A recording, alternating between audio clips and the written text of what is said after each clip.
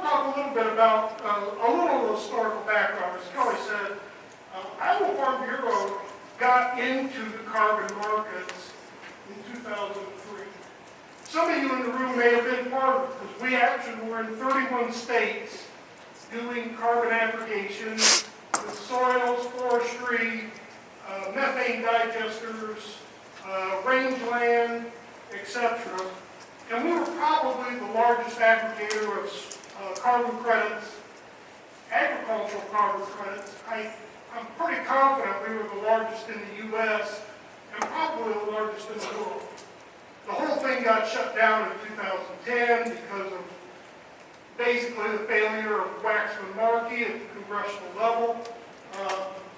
Carbon markets went from they had risen from about 50 cents a ton to about $8 a ton, and we figured we needed about $5 a ton to make the program long-term viable.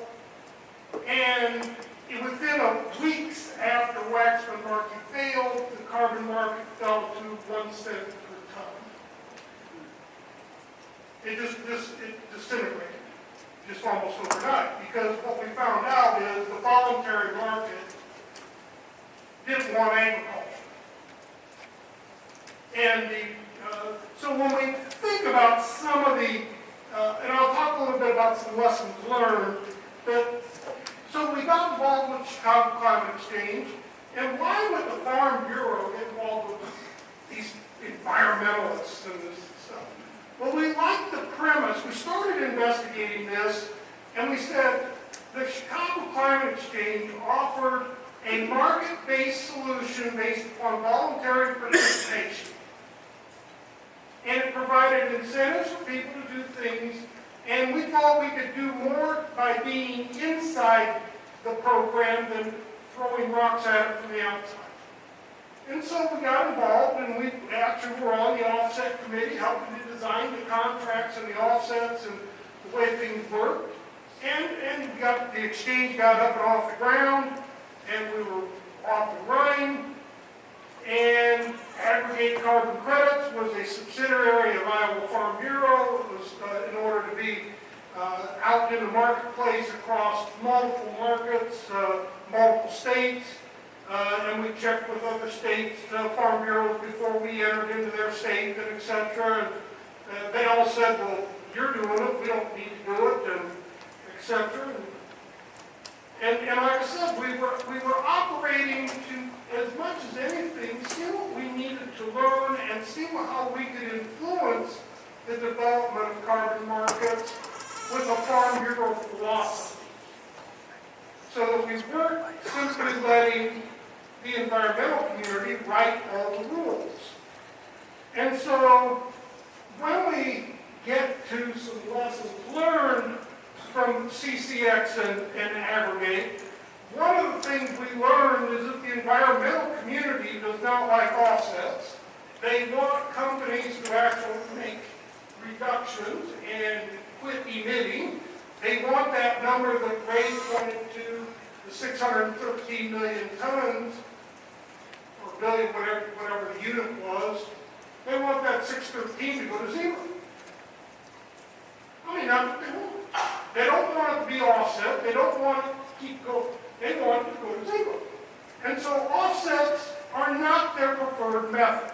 Now that's the community as a whole. There are segments within the environmental community that understand that offsets can be a very instrumental way for transition to occur.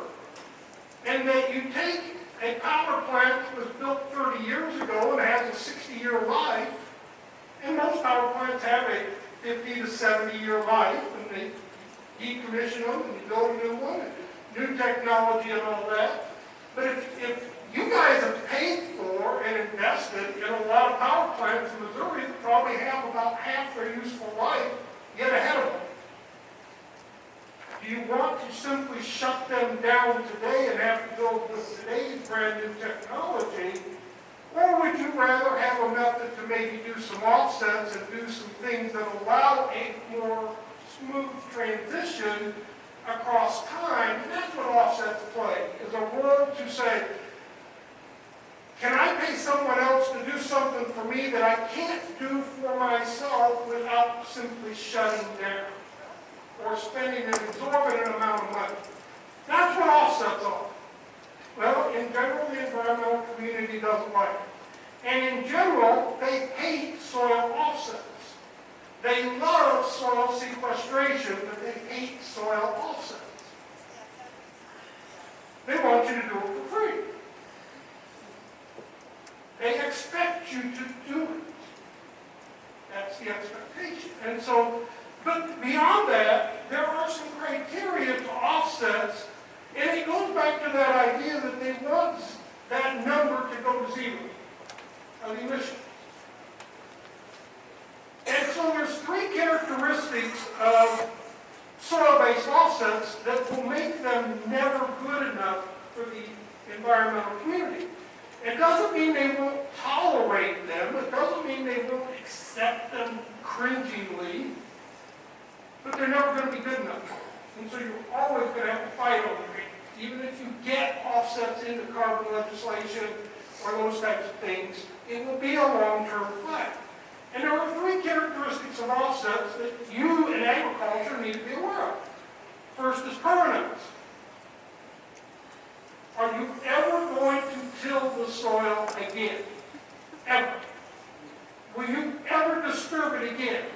If you disturb it, you release carbon. You cannot till soil and not release carbon.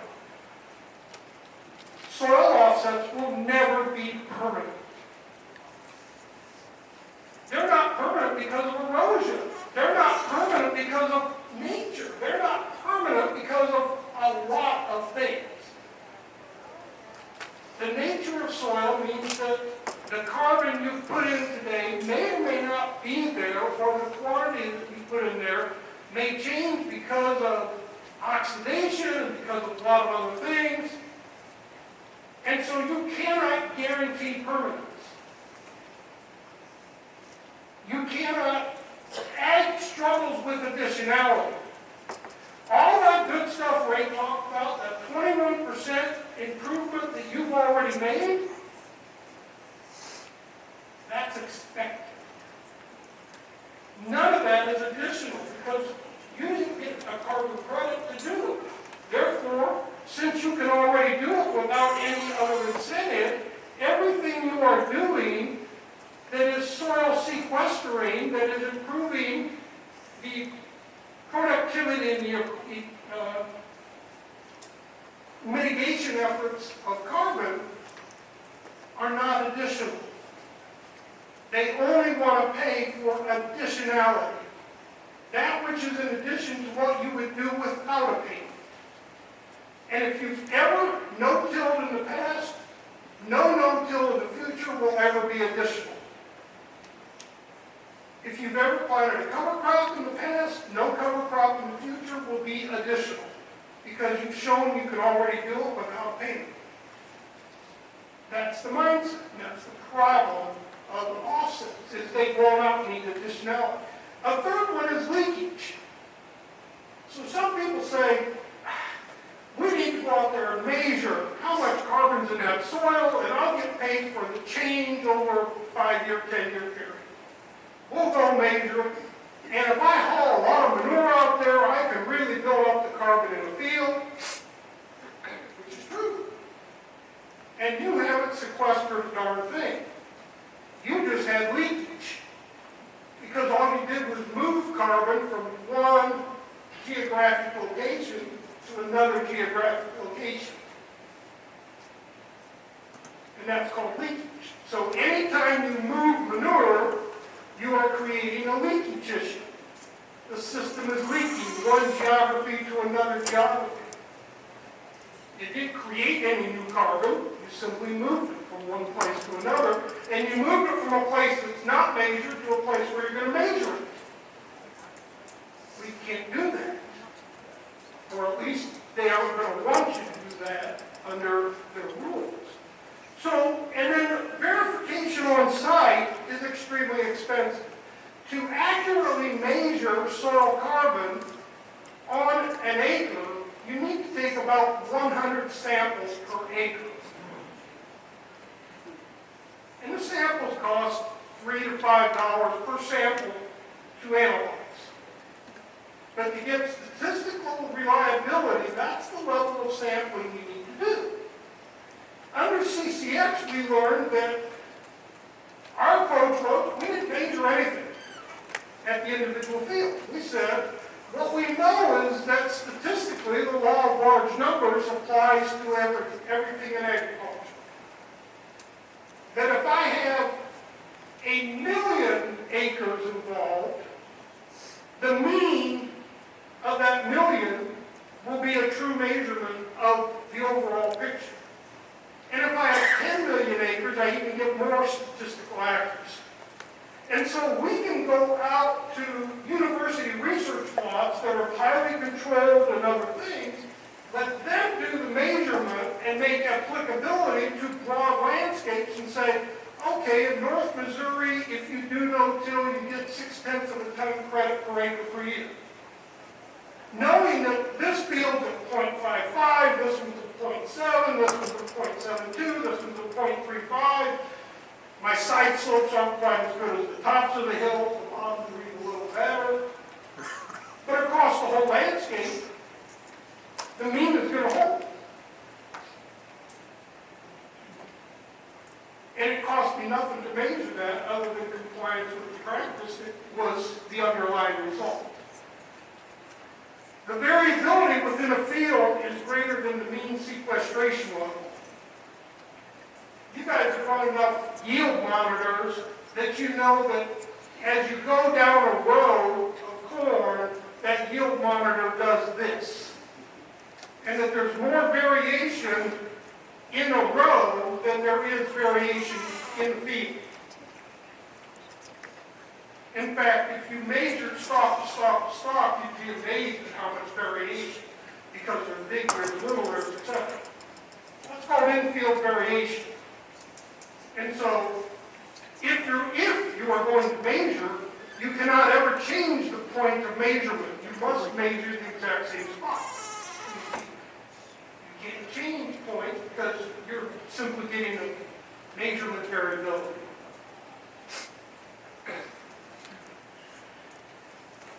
Ray talked about this. Some of the greenhouse gas emissions, the top of the bar is emissions, the green at the bottom is the net carbon sinks, and then your total aggregate, all that together is your net emissions. What we're talking about in agriculture is about 1/10 of the green bar. So let's put it in perspective. Agriculture and carbon, we're talking about 1/10 of the green bar. The bulk of that green bar is forestry. That's where your big emissions come from. It's from forestry, from a soil and a net carbon sink. Forestry is the great sink. Ag is out there. We're not the big dog in this. EPA data reveals that during 2018, carbon sequestration efforts resulted in an increase in CO2 stocks, i.e. the carbon removed from the atmosphere, 764 million tons. 12% of emissions were removed because of basically ag and forestry. Since 1990, the ability to reduce carbon stocks through land and forestry has decreased approximately 9%. That green bar is getting smaller. It's not getting bigger. It's getting slightly smaller. As we push fertilization and as we push yields, we get a better ratio on productivity, but we actually increase absolute emissions. The more nitrogen fertilizer you put on, the higher your emissions will be per acre, per unit. Your total emissions go up. It's like a big tractor uses less fuel per acre, but the tractor itself uses more fuel than a small tractor. Bigger horsepower. Land use in the U.S. There's about 2.3 billion acres out there. There are 6 primary land use categories for measuring carbon emissions and carbon things. There's cropland, grasslands, forestry, wetlands, settlements and developed lands. Interstate highways and roads are part of developed lands, along with housing, etc. And then there's others. What's other? It's mines, it is just plain rocky areas. It's not ag and it's not forestry, it's, I don't know, it's all. And probably the thing to note is that a couple of those areas are shrinking. The forest land did decline a little bit from 719 to 716. We actually stopped deforesting the U.S. about 1895. Net forestry acres in the U.S. went up for about 100 years. They have started to decline a little bit in more recent years, and it is mostly conversion of East Coast forest lands to urban. That's where we're losing our forestry. It is urban development up and along the East Coast. And we're losing forested lands as they build houses among those trees. Our ag land, cropland, declined from 430 million acres to 400. We lost almost 10% of our cropland. About half of that went to urban development.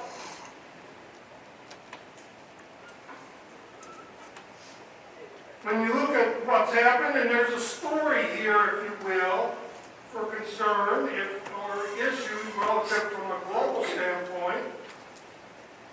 The U.S. has been losing cropland. My chart here goes back, I think, to, 1986 or something like that. We have been steadily losing cropland over that period at the national level. The red land is what's happening to the rest of the world.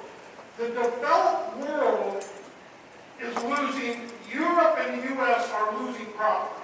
Part of it's going to urban development, part of it's abandonment, various other things. The developing world is bringing in cropland mostly out of forest, and it's Brazil, but it's Southeast Asia, it's the whole developing world as a whole. They've increased 400 million acres since about 1960, and they've added about 150 million acres in the last 20 years. So they're bringing land into production while we're doing all these things that actually reduce our land. So there's real competitiveness. The chart on the right, the green, that's the increase in developed land in the U.S. It is a steady climb upward. What's the number one state for percentage change in the amount of developed land? Any guess? Nevada. Nevada has had the highest percentage increase, partly because the denominator was low. Las Vegas has been an explosion. And the amount of developed land, what's the least developed state in the last 35 years? Percent change? I believe, if I remember right, it's Nebraska. Iowa's number 3, I think, from the bottom. So the Midwest as a whole has not had a lot of development. We may think and see we're seeing it. We don't know development. Development is happening at huge rates in some other places. There's all kinds of carbon programs out there. And I won't go through them all. I think you have the opportunity to get copies of this online and you can read those small prints. The key is, there's 1, 2, 3, 4, 5, 7, or 6. I think I got 6 programs listed here on the chart.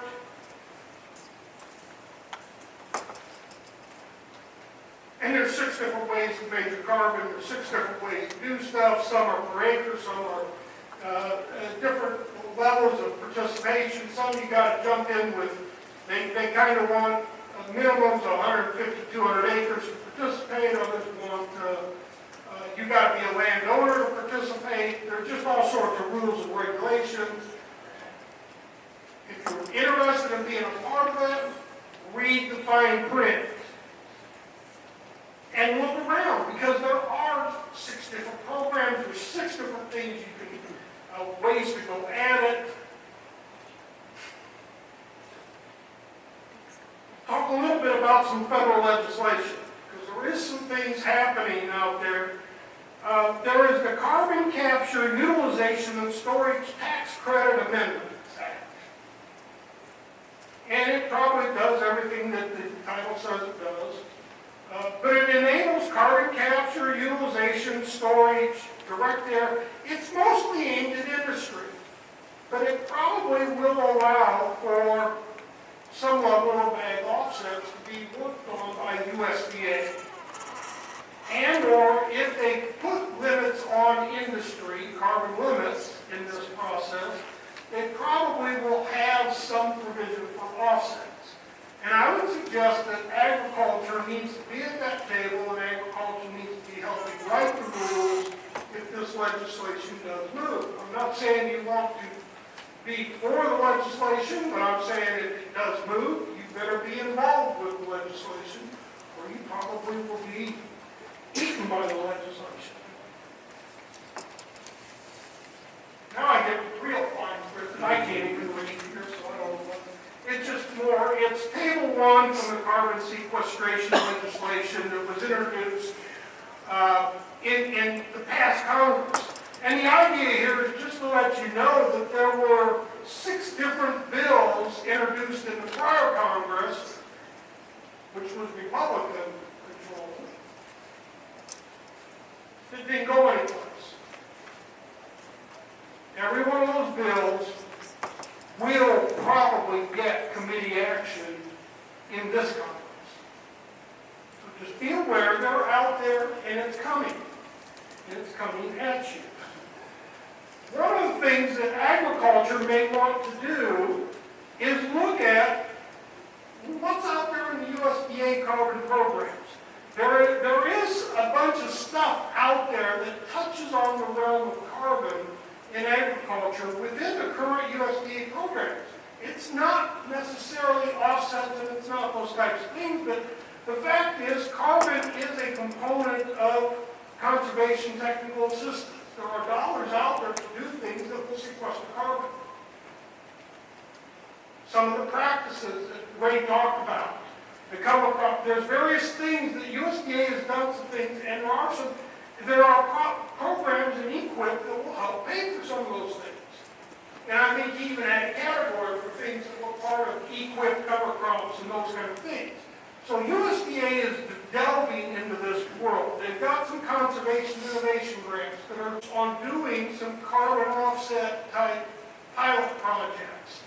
The buyers of the credits right now tend to be some large corporations that want to do some marketing offsets, those kind of things. It's kind of like Ray said when he rented a car, did you want to offset the thing? Well, that's where those credits go.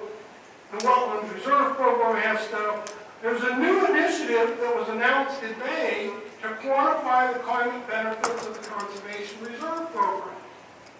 I can tell you the CRP is probably going to come under attack in the upcoming debates, if you will. One, because it's expensive. Two, corn price isn't $3 anymore. And you've got the rest of the world pumping out more acres at the same time the U.S. is reducing our acres. Do we really want 21 million acres of the most productive land in the world sitting idle while they plow more fields in Brazil and burn down rainforests in Southeast Asia?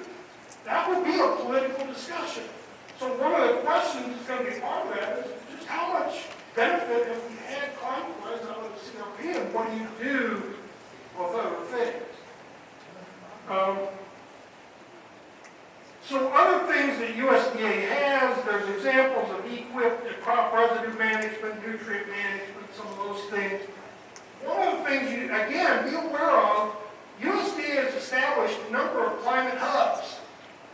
And I've been a part, when I was at Farm Bureau, I was a part of some of the climate hubs, working with some of them based on what we were doing with CCX and Farm Bureau. There's researchers at a number of universities that have been a part of these things. doing a number of things, looking at climate change and evaluating and assessing what's happened to agriculture. So I want to talk just a little bit about some policy options. Cap and trade will work for industry. Big power plant, I'm more efficient than you, I can sell you some credits, yada, yada, yada, and it buys time. That actually works fairly well. They've done it on sulfur dioxide, they've done it on several other outputs that are, I call it smokestack or drain pipe outputs. You can do that. Agriculture, my comment would be the value of ag carbon credits will never cover the cost of agriculture of putting a price on carbon. Doesn't mean the world isn't going to put a price on carbon, but you will never recover the value through ag offsets because of the price of carbon. Because you will see that impact in electricity, in chemicals, in fertilizer, in fuels, repairs, machinery costs. My point is ag offsets have problems. I really look, after having been one of the largest aggregators out there, that I really think the place for agriculture is probably in some type of a USDA-run program similar to the CRP that provides public funds to do public good by increasing soil sequestration, productivity, gains in agriculture, and all this which benefits society that may not be economical for each of you to do on your own without that assistance. So what might a USDA program look like? Well, I would argue it needs to be practice-based and operator-friendly. One of the things we found out running the Chicago Common Exchange is ownership of ag land. While we may think my neighbors own that piece of ground for 120 years, the fact is we found that in a 5-year period, 20% of our parcels and our contracts changed ownership. People die. People go in business, people go out of business, the farm who's farming, it changes. Ag land is mobile from an ownership and management perspective. It does change hands. Carbon programs are much more workable for owners than they are operators, and yet all the ways you sequester carbon are operator-based. You need an operator-friendly program. Could be a tiered, it could be multi-year commitments, but it could also be an annual commitment program. I think you need to talk about that and think about it. Could be a tiered program with increasing payment rates for additional carbon supporting actions. I don't know, maybe they give you $10 an acre for cover crops. You could add 5 more if you're continuous no-till. Do another 10 to 25 if you do the carbon, the best carbon nitrogen application and management types of things, split applications, those things which have additional cost because I got to run over the field multiple times, enhancement management. There's a whole list of these that could be done, and a lot of them are annual.